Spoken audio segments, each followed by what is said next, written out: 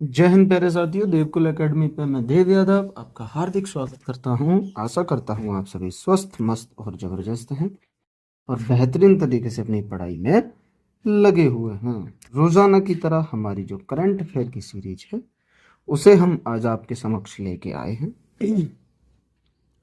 आज हम 30 सितंबर की जो करंट है उसका बेहतरीन तरीके से रिवीजन करने वाले हैं।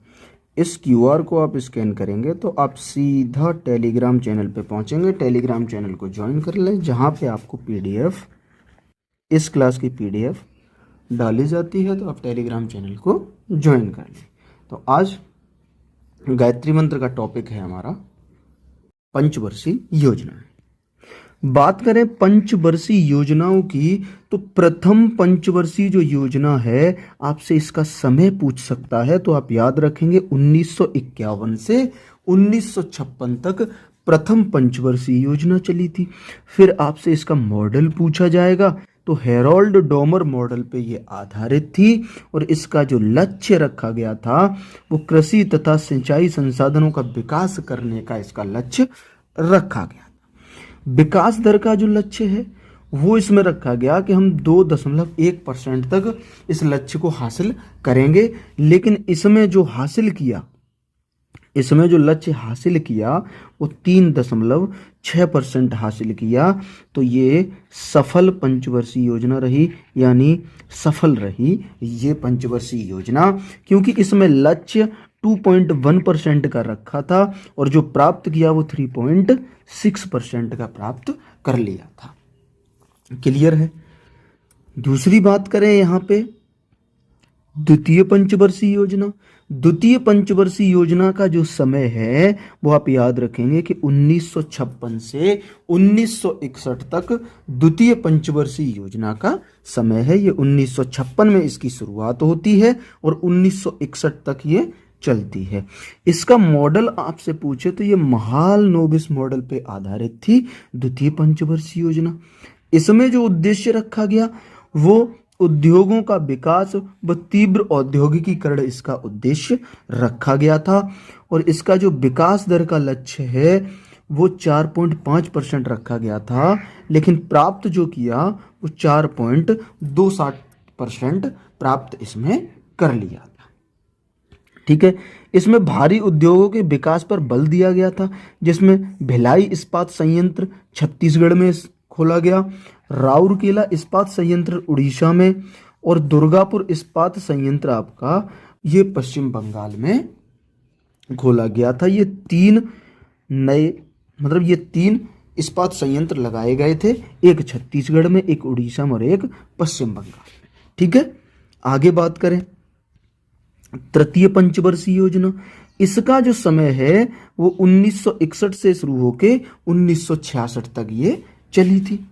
समय बहुत महत्वपूर्ण है कि तृतीय पंचवर्षीय योजना की शुरुआत कब से हुई थी, तो आप 1961 याद रखेंगे। इसके मॉडल की अगर हम बात करें तो जॉन सैंडी व सुखमय चक्रवर्ती के डिमॉन्स्ट्रेशन मॉडल पे ये आधारित थी। इसमें विकास दर का जो लक्ष्य है वो 5.6% रखा गया था, लेकिन प्राप्त इसे सिर्फ 2.4% ही कर पाए थे। उसका एक बहज रीजन था, पाकिस्तान से भारत का युद्ध हुआ था 1965 में और चीन से 1962 में, इसलिए ये दो युद्ध इसी पंचवर्षीय योजना के बीच में हुए थे। तो इस लक्ष्य को प्राप्त करने में कठिनाई रही, तो इसे प्राप्त फिर नहीं कर पाए। 5.6% का लक्ष्य था, मात्र 2.4% तक ही हम प्राप्त कर पाए थे। क्लियर है। अगले की तरफ अगर बढ़ें तो चौथी पंचवर्षीय योजना की बात करें। चौथी पंचवर्षीय योजना का समय आपको याद रखना है कि 1969 से 1974 तक चौथी पंचवर्षीय योजना रही थी। मॉडल की बात करें तो ये अशोक रुद्र व एल.एस. माने मॉडल पे आधारित थी।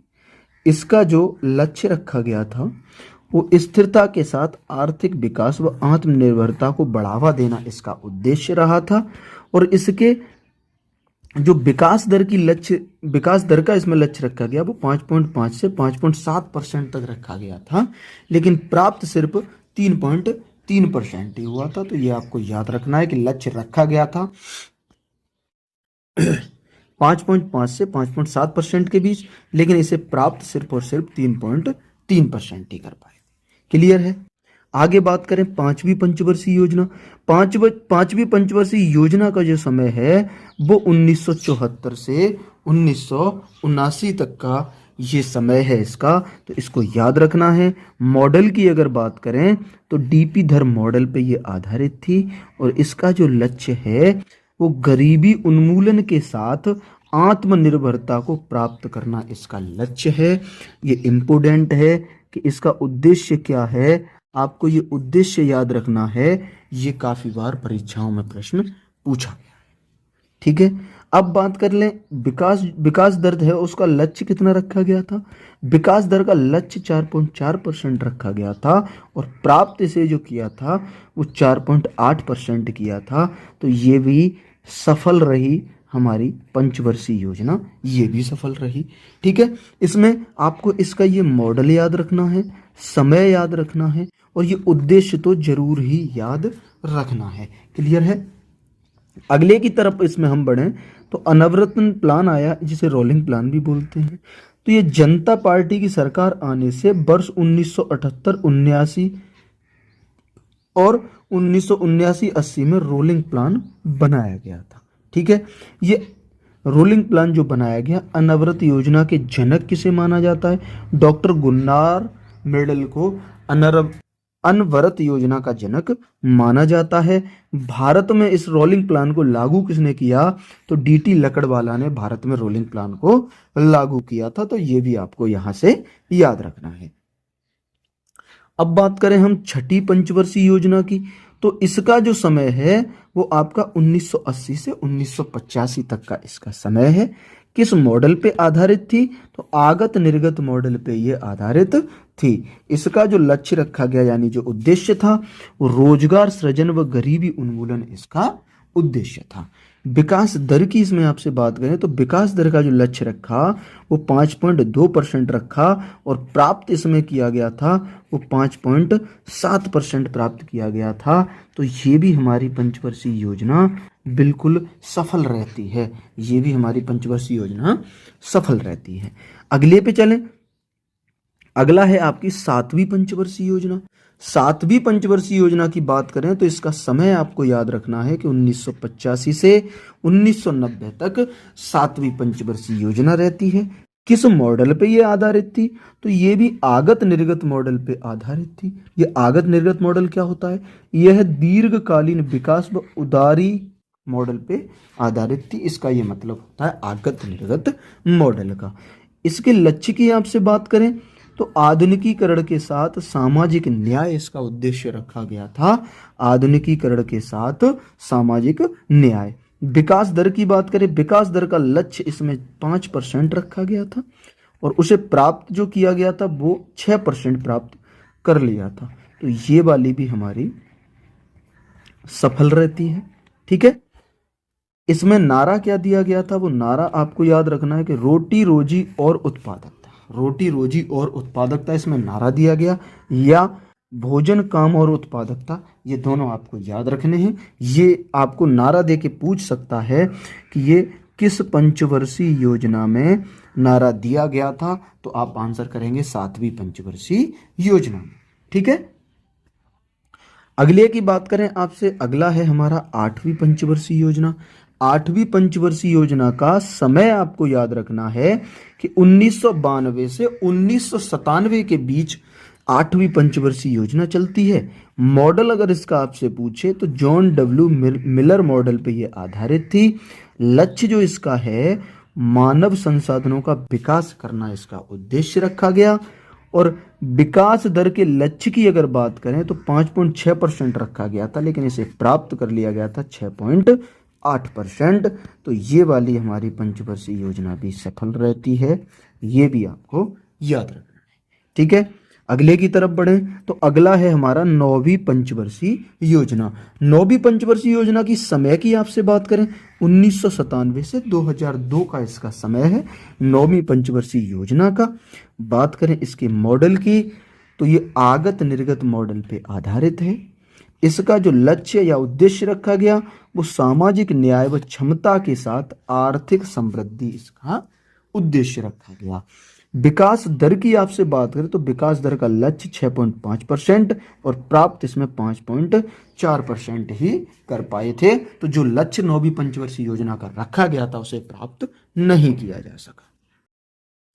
आगे बात करें 10वीं पंचवर्षीय योजना की। 10वीं पंचवर्षीय योजना की समय मेरा भाई 2002 से 2007 का है और मॉडल की अगर आपसे बात करें तो ये व्यापक आगत निर्गत मॉडल पे आधारित है। इसके लक्ष्य आपसे पूछे कि किस उद्देश्य से 10वीं पंचवर्षीय योजना को लाया गया था, तो वो सामाजिक न्याय व क्षमता के साथ आर्थिक विकास, इस उद्देश्य के साथ इसे लाया गया। विकास दर की लक्ष्य की बात करें तो विकास दर का जो लक्ष्य रखा गया वो 8% का रखा गया था, लेकिन हम प्राप्त इसे 7.6% ही कर पाए थे। तो ये भी आपको याद रखना है 10वीं पंचवर्षीय योजना के लिए। आगे बात करें आपसे 11वीं पंचवर्षीय योजना, तो इसका जो समय है वो आपका 2007 से 2012 रखा गया है 11वीं पंचवर्षीय योजना का समय। अच्छा, आपसे लक्ष्य की बात करें तो तीव्र व समावेशी निवास इसका लक्ष्य है। विकास दर जो है, विकास दर की आपसे बात करें कि योजना में 9% की विकास दर का लक्ष्य रखा गया था, लेकिन इसे घटाकर बाद में 8.1% कर दिया गया था। ठीक है, लेकिन हम प्राप्त जो कर पाए थे वो सिर्फ हम लगभग 8% प्राप्त कर पाए थे। तो ये महत्वपूर्ण है कि 11वीं जो पंचवर्षीय योजना है उसका लक्ष्य पहले 9% रखा गया था, लेकिन बाद में इसे घटा के 8.1% कर दिया। लेकिन फिर भी जो हम प्राप्त कर पाए वो लगभग 8% प्राप्त कर पाए थे। क्लियर है यहां तक? अब चलते हैं हम अपनी 12वीं पंचवर्षीय योजना, 12वीं पंचवर्षीय योजना की तरफ। इसका जो समय है 2012 से 2017 रखा गया था 12वीं पंचवर्षीय योजना का समय। ठीक है, ये 2012 में आई थी और 2017 तक 12वीं पंचवर्षीय योजना रही थी। इसका जो लक्ष्य है वो तीव्र सतत व आर्थिक समावेशी विकास इसका लक्ष्य था। विकास की जो दर है वो दर का जो लक्ष्य रखा वो 9% रखा, लेकिन फिर इसे घटाकर 8.2% कर दिया, लेकिन पुनः इसे घटाया गया, पुनः घटाकर इसे 8% कर दिया गया। लेकिन जब प्राप्त करने की बात आए तो 6.7 से 6.9% ही हम सिर्फ प्राप्त कर पाए। तो हमें याद रखना है कि 12वीं पंचवर्षीय योजना का जो वो लक्ष्य था वो 9% रखा गया था, लेकिन इसे पुनः घटा के 8.2% किया गया, लेकिन फिर इसे घटाया गया और फिर इसे 8% किया गया। लेकिन जब प्राप्त की बात आए तो इसे प्राप्त सिर्फ 6.7 से 6.9% ही प्राप्त कर पाए हैं। तो ये इम्पोर्टेंट है कि इसे 2 बार घटाया गया है लक्ष्य को, फिर भी प्राप्त नहीं कर पाए थे। क्लियर है यहाँ तक? तो ये रही हमारी आज की गायत्री मंत्र, जिसे आपको मैंने अपना 100% देकर बेहतर तरीके से समझाने की कोशिश करी है। पिछली बार की क्लास की तरफ एक प्यारी सी कमेंट करके जरूर बताएंगे कि गायत्री मंत्र का रिवीजन जो है वो आपको कैसा लगा है, और अगर इसमें आपको कोई सुधार कराना है, किसी सुधार की अगर गुंजाइश है तो आप मुझे बताएं, मैं उसे भी करने की कोशिश करूंगा कि अगर इसमें कोई सुधार की ज़रूरत है। तो अब चलते हैं हम अपनी करंट अफेयर की क्लास की तरफ।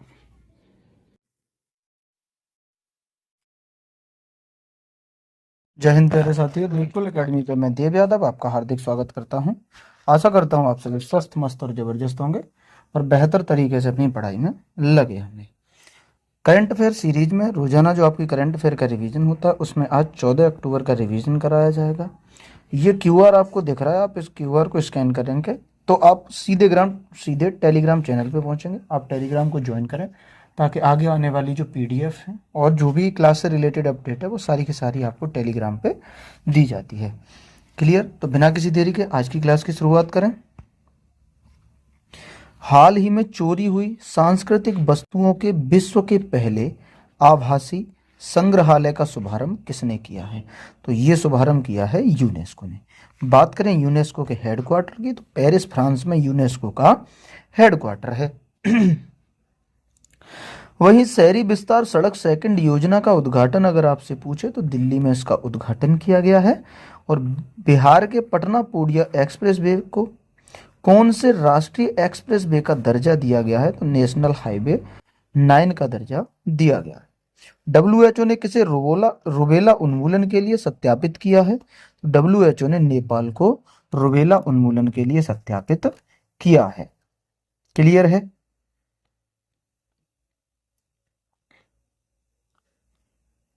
ठीक है यहां तक।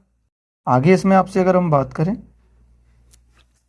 अगले प्रश्न की आपसे बात करें, हाल ही में भारत और ऑस्ट्रेलिया की सेना के बीच संयुक्त सैन्य अभ्यास ऑस्ट्रा हिंद 2025 का कौन सा संस्करण प्रारंभ हुआ है? तो इसका ये चौथा संस्करण प्रारंभ हुआ है। इसके आयोजन की बात करें तो पर्थ में इसका आयोजन किया गया था और भारत की ओर से इसमें गोरखा बटालियन ने भाग लिया था। ऑस्ट्रेलिया के प्रधानमंत्री की आपसे बात करें तो एंथनी अल्बनीज ऑस्ट्रेलिया के प्रधानमंत्री हैं। वहीं देश के दूसरे हरित हाइड्रोजन संयंत्र के उद्घाटन की आपसे बात करें तो गोरखपुर में इसका उद्घाटन किया गया है। और पहले हरित हाइड्रोजन संयंत्र का उद्घाटन कांडला गुजरात में किया। प्रवासी मजदूरों को 5,000 रुपए प्रतिमाह आर्थिक सहायता देने के लिए श्रमश्री योजना किसने शुरू की है? तो ये योजना आपकी पश्चिम बंगाल ने शुरू की है, ये आपको याद रखना है। आगे बात करें, किस राज्य के 5 समुद्री तटों को श्रीवर्धन, नांगगांव, परनाका, गुहागर और लाड़घर को प्रतिष्ठित अंतर्राष्ट्रीय ब्लू फ्लैग प्रमाणन प्राप्त हुआ है? तो ये महाराष्ट्र के समुद्र तटों को प्रमाणन प्राप्त हुआ है, अंतर्राष्ट्रीय ब्लू फ्लैग। बात करें अग्नि 5 बैलिस्टिक मिसाइल का सफल परीक्षण कहाँ हुआ है? तो ये चांदीपुर उड़ीसा में अग्नि 5 बैलिस्टिक मिसाइल का सफल परीक्षण किया गया है। पहले खेलो इंडिया जल क्रीड़ा महोत्सव के आयोजन की अगर बात करें तो जम्मू कश्मीर में इसका आयोजन किया जाता है। और संसद से पारित ऑनलाइन गेमिंग एवं विनिमय विधेयक 2025 में सजा का प्रावधान क्या है? तो 3 साल की जेल या 1 करोड़ रुपए का जुर्माना इसमें सजा रखी गई है। इग्नू की पहली महिला हेड की बात करें तो उमा कांजीलाल इग्नू की पहली महिला हेड बनी है। अगले प्रश्न की आपसे बात करें, हाल ही में IUCN के कैंटन R मिलर पुरस्कार से सम्मानित होने वाली पहली भारतीय कौन है? सोनाली घोष ये सम्मानित होने वाली पहली भारतीय बनी है। ई गवर्नेंस पर 28वां राष्ट्रीय सम्मेलन की अगर बात करें तो विशाखापट्टनम में इसका आयोजन हुआ है। किस राज्य के जलालाबाद शहर का नाम बदलकर परशुरामपुरी करने की मंजूरी मिली है? तो ये आपका उत्तर प्रदेश का एक जलालाबाद शहर है जिसका नाम बदल के परशुरामपुरी करने को मंजूरी मिल गई है। कॉरपोरेट वेबसाइट को बैंक.in डोमेन पर स्थानांतरित करने वाला भारत का पहला सार्वजनिक बैंक कौन सा है? तो ये पंजाब नेशनल बैंक भारत का पहला सार्वजनिक बैंक बना है। सूर्य किरण अभ्यास आपसे पूछ ले तो इंडिया और नेपाल के बीच में सूर्य किरण अभ्यास का आयोजन किया जाता है। वहीं हाल ही में डूरंड रेखा पर किन देशों के मध्य खूनी संघर्ष हुआ है? तो ये अफगानिस्तान और पाकिस्तान के मध्य डूरंड रेखा पे खूनी संघर्ष हुआ है। 49 डिग्री उत्तरी अक्षांश रेखा पूछे तो ये USA और कनाडा के बीच में है। 38 डिग्री समानांतर रेखा की बात करें तो ये नॉर्थ कोरिया और साउथ कोरिया के मध्य स्थित है। वहीं भारत व पाकिस्तान के बीच कौन सी रेखा है? तो आप रेड क्लिफ का नाम याद रखेंगे। और पूछे कि भारत व चीन के बीच कौन सी रेखा है? तो आप मैकमोहन रेखा को याद रखेंगे कि भारत और चीन के बीच में मैकमोहन रेखा है। IMD के विश्व प्रतिस्पर्धात्मक रैंकिंग 2025 में भारत की रैंक कितनी है? तो 41वीं भारत की इसमें रैंक है। कुछ रैंक में आपसे पूछ लेता हूं, जैसे यहां आप जवाब देंगे। SDG में भारत की रैंक कितनी है? HDI में भारत की रैंक कितनी है? प्रेस फ्रीडम इंडेक्स में भारत की रैंक कितनी है? और भ्रष्टाचार में भारत की रैंक कितनी है? ये बताएंगे। बाकी खुशहाली में भारत की रैंक कितनी है ये भी आपको जवाब देना है, और खुशहाली का बताना है, और आपको एक लास्ट शांति सूचकांक का बताना है कि पीस इंडेक्स में भारत की रैंक कितनी है। अगले प्रश्न की तरफ बढ़े। डब्ल्यूएचओ का दक्षिण पूर्व एशिया क्षेत्रीय समिति का 78वां सत्र कहाँ शुरू हुआ है? तो ये कोलंबो में शुरू हुआ है। डब्ल्यूएचओ की स्थापना की बात करें तो 7 अप्रैल 1948 को इसकी स्थापना होती है, और हेडक्वार्टर पूछे तो जिनेवा स्विट्जरलैंड में डब्ल्यूएचओ का हेडक्वार्टर है। डब्ल्यूएचओ के वर्तमान हेड की बात करें तो डॉक्टर टेड्रोस वर्तमान में डब्ल्यूएचओ के हेड हैं। भारत का पहला 100% डिजिटल साक्षर राज्य बनने की उपलब्धि किसने हासिल की है? तो ये केरल ने भारत का पहला 100% डिजिटल साक्षर राज्य बनने की उपलब्धि हासिल कर ली है। ऑलिव रिडले कछुओं की सुरक्षा के लिए दूसरी मरीन एलीट फोर्स की घोषणा किसने की है? तो ये घोषणा तमिलनाडु ने की। अगले प्रश्न पे बढ़े। हाल ही में विश्व आपदा जोखिम न्यूनीकरण के लिए अंतर्राष्ट्रीय दिवस कब मनाया गया है? तो ये 13 अक्टूबर को मनाया गया है। वहीं केंद्र सरकार किस राज्य की पंपा नदी को राष्ट्रीय नदी संरक्षण योजना के तहत शामिल करेगी? तो ये केरल राज्य की नदी है पंपा नदी, जिसे केंद्र सरकार राष्ट्रीय नदी संरक्षण योजना में शामिल करेगी। भारत को एशिया प्रशांत प्रसारण विकास संस्थान का अध्यक्ष चुना गया है। इसका हेडक्वार्टर कहाँ है? तो कुआलालंपुर में इसका हेडक्वार्टर है। वहीं टाइम मैगजीन की अगर आपसे बात करें, पर्सन ऑफ द ईयर अगर आपसे पूछे तो डोनाल्ड ट्रंप हैं, और आपसे वुमेन ऑफ द ईयर अगर टाइम मैगजीन की पूछे तो पूर्णिमा देवी बर्मन है। Person of the year Donald Trump, और वुमेन ऑफ द ईयर आपकी पूर्णिमा देवी बर्मन है। कौन है? इनका पूरा नाम है पूर्णिमा देवी, और बर्मन तो वहाँ पे लिखा हुआ है। तो टाइम मैगजीन के person of the year Donald Trump और वुमेन ऑफ द ईयर पूर्णिमा देवी बर्मन है। अगले प्रश्न की आपसे बात करें कि हाल ही में भारत के पहले सेमीकंडक्टर नवाचार संग्रहालय का उद्घाटन कहाँ हुआ है? तो ये हैदराबाद में इसका उद्घाटन किया गया है। डीआरडीओ ने एकीकृत वायु रक्षा हथियार प्रणाली IADWS का पहला सफल परीक्षण कहाँ किया है? तो ये उड़ीसा में इसका पहला सफल परीक्षण किया है। वहीं आपसे बात करें, हाल ही में भारतीय सेना ने सैन्य नागरिक एकीकरण अभ्यास समन्वय शक्ति 2025 कहाँ आयोजित किया है? तो ये असम में आयोजित किया है।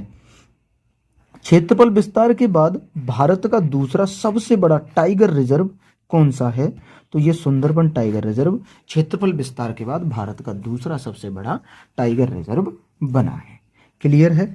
अगले प्रश्न की आपसे बात करें उससे पहले आपको बताएं, स्टैटिक जो जीके है तुम्हारी, स्टैटिक जीके की जो मैं बता रहा था कि क्लास लेके आऊँगा, वो क्लास मैंने शुरू कर दी है। आज पहली क्लास डाली थी जिसे काफ़ी लोगों ने देखा है, ठीक है, काफ़ी लोग देख चुके हैं, लेकिन बहुत सारे लोग हैं जिन्होंने अभी तक नहीं देखा है जो मेरे चैनल पे जुड़े हैं। आप लोग एक बार मेरे कहने पे ज़रूर देखो और अपना फीडबैक हमें दो। आपका जो फीडबैक है वो हमारे लिए बहुत ही महत्वपूर्ण है। कोई सुधार की गुंजाइश है तो आप वो भी हमें बता सकते हैं। बाकी आपके स्टैटिक जीके का 90 से 95% प्रश्न बाहर नहीं जाएगा। जितनी क्लास मैं कराऊंगा मुश्किल से 30 से 32 क्लास होंगी, और इन्हीं क्लासों में से 100% मैं गारंटी दे रहा हूँ कि 90 से 95% यहाँ से फंस जाएगा। ठीक है, अब बात करें कि हाल ही में सर्वश्रेष्ठ फिल्म का फिल्म फेयर पुरस्कार 2025 किसे मिला है? तो ये लापता लेडीज को मिला है। इसके आयोजन की अगर हम बात करें तो कांकरिया झील है एक अहमदाबाद में, वहाँ इसका आयोजन किया गया था। सर्वाधिक अवार्ड किस फिल्म को मिले हैं यहाँ पे? तो लापता लेडीज को ही यहाँ पे सर्वाधिक अवार्ड मिले हैं। बात करें राष्ट्रीय अंतरिक्ष दिवस की, तो ये आपका 23 अगस्त को राष्ट्रीय अंतरिक्ष दिवस मनाया जाता है। पहले खेलो इंडिया वाटर स्पोर्ट्स में पदक तालिका में किसे शीर्ष स्थान हासिल किया है? तो ये मध्य प्रदेश ने इसमें शीर्ष स्थान हासिल किया है। ये भी आपको अच्छे से याद रखना है। आज के लास्ट प्रश्न की आपसे बात करें कि वर्ष 2025 का अर्थशास्त्र का नोबेल पुरस्कार किसे मिलेगा? तो ये फिलिप अधियन, पीटर हगवेट और जोएल मॉकिर को ये पुरस्कार दिया जाएगा, अर्थशास्त्र का नोबेल पुरस्कार। बात करें एडीआर की रिपोर्ट के अनुसार शीर्ष आपराधिक मामलों वाला सीएम कौन है? तो ये तुम्हारे रेवंत रेड्डी शीर्ष आपराधिक मामलों वाले सीएम बने हैं। कौन बने हैं? रेवंत रेड्डी। आगे बात करें भारत का पहला फिनटेक हब IGFTCH कहाँ लॉन्च हुआ है? ये आपका उड़ीसा में लॉन्च हुआ है। भारत की पहली शहरी रोपवे परिवहन प्रणाली कहाँ प्रारंभ होगी? तो ये बनारस में शुभारंभ इसका हो चुका है, शहरी रोपवे परिवहन प्रणाली का। ऑपरेशन संस्कार किसने प्रारंभ किया है? तो आप याद रखेंगे कि राजस्थान ने ऑपरेशन संस्कार को प्रारंभ किया है। तो ये थी हमारी आज की क्लास, जो आपको बेहतर तरीके से मैंने समझाने की कोशिश करी है।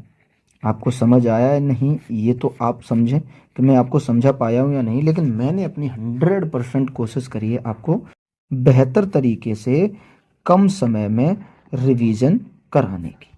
तो क्लास आपको कैसी लगी एक प्यारी सी कमेंट करके बताएं, और स्टैटिक जीके की क्लास भी आप जरूर देखें। तो इसी के साथ आज की क्लास यहीं, मिलेंगे आपसे अगली क्लास में।